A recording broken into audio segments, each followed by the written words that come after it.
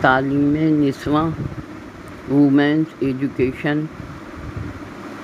ہمارے نبی صلی اللہ علیہ وآلہ وسلم نے فرمایا، علم سیکھنا ہر مسلمان مرد اور عورت پر فرض ہے، اور علم طلب کرنا بہترین عبادت ہے۔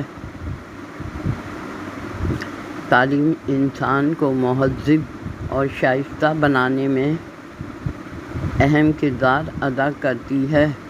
تعلیم کے ذریعے سے ہی انسان کی پوشیدہ صلاحیتیں اور خوبیاں کھل کر سامنے آتی ہیں۔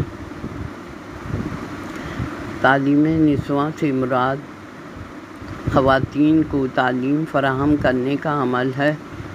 اس کا مقصد خواتین کو معاشرتی، معاشی اور سیاسی طور پر بااختیار بنانا ہے، تاکہ وہ اپنے حقوق اور ذمہ داریوں کو بہتر طور پر سمجھ سکیں اور زندگی کے مختلف شعبوں میں بہتر مواقع حاصل کر سکیں۔ تعلیم نسواں کی اہمیت: نمبر 1 معاشرتی ترقی، نمبر 2 معاشی ترقی، نمبر 3 صحت و فلاح، نمبر 4 حقوق کی آگاہی، نمبر 5 سماجی خدمت۔ تعلیم یافتہ ماں بچوں کی عملی زندگی میں اپنے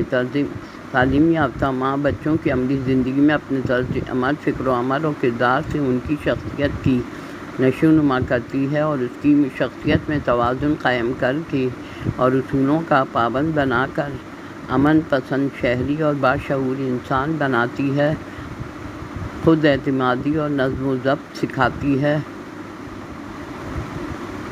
عورت اجتماعی زندگی کا ایک اہم ستون ہے۔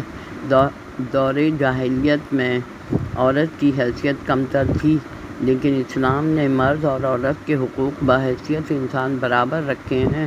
عورت مستقبل کی نسل کی تیاری کا فریضہ انجام دیتی ہے، کیونکہ ملک و قوم کے روشن مستقبل کی ضمانت نئی نسل ہوتی ہے۔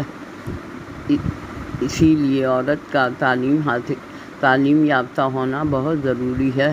نئی نسل کی ذہنی صلاحیتوں کو پروان چڑھا کر اس کی سیرت اور کردار کی تعمیر کرتی ہے۔ جہالت معاشرے کے زوال کا سبب بنتی ہے اور اخلاقی پستی میں گرا دیتی ہے۔ تعلیم نسواں سے ہی عقل، سمجھ اور شعور اجاگر ہوتا ہے۔ تعلیم سے مذہب اور اخلاقیات کا درس ملتا ہے، اور انسان صحیح اور غلط کا فیصلہ عقل اور سمجھ سے کرتا ہے، اور خواتین اپنی اولاد کی رہنمائی اور تربیت کرتی ہیں۔ کم تعلیم یافتہ گھرانوں میں شادیاں جلد کرا دی جاتی ہیں، اور آبادی میں اضافے کی ایک بڑی وجہ بھی یہی ہے۔ پاکستان میں آبادی کا 49% اور خواتین اور 59% مرد ہیں۔ تعلیم حاصل کر کے خواتین نہ صرف تعلیم و تدریس کے شعبے میں بلکہ ہر بڑے شعبے میں اپنی صلاحیتوں کے جوہر دکھا رہی ہیں۔ Pilot, engineers, doctors, bankers, professors, accountant, IT کے شعبہ جات، police, nursing, sports, fashion designing.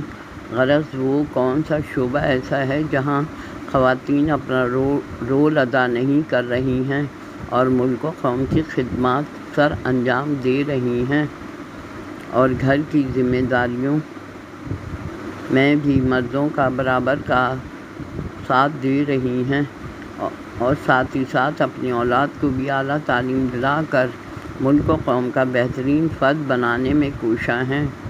ترقی یافتہ اور تعلیم یافتہ افراد کے بڑھنے سے ملک خوشحالی کی جانب گامزن ہوتا ہے، اور تعلیم نسواں سے ہی ہمارا ملک ترقی پذیر سے ترقی یافتہ بن سکتا ہے، ہمارے پاکستان کی تقدیر بدل سکتی ہے۔ افراد کے ہاتھوں میں ہے اقوام کی تقدیر، ہر فرد ہے ملت کے مقدر کا ستارہ۔